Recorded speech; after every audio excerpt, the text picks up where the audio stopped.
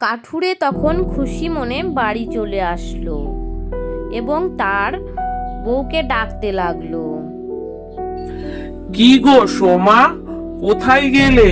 তাড়াতাড়ি আসো, ভালো একটা খবর আছে, শিগগিরই এসো।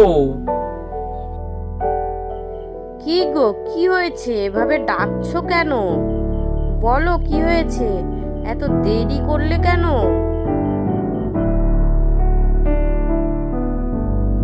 দেরি হবে না?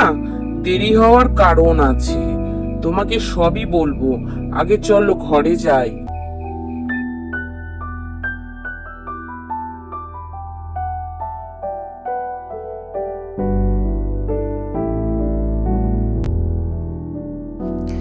হ্যাঁ, তুমি কি জানি বলছিলে, কি খবর আছে?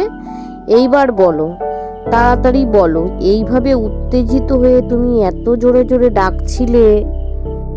এই যে আমার হাতে যে টুপিটা দেখছো, এটা সাধারণ টুপি নয়, এটা জাদুই টুপি। আমি আজকে বনের খুব গভীরে গিয়ে কাঠ কাটছিলাম।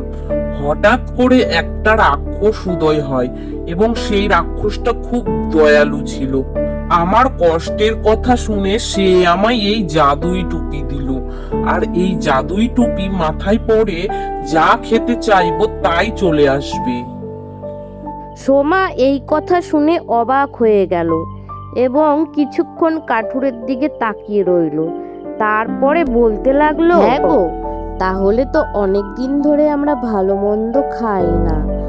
তুমি এই টুপিকে বলো না, আমরা যাতে একটু ভালো খেতে পাই।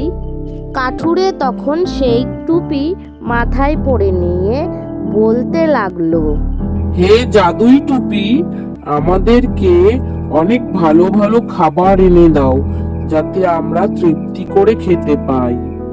বলার সঙ্গে সঙ্গে তাদের সামনে অনেক ভালো ভালো খাবার এসে হাজির হলো এবং তারা স্বামী স্ত্রী দুজনে মিলে মন ভরে খেতে লাগলো এবং সেই থেকে তাদের কোনো আর কষ্ট দুঃখ থাকলো না।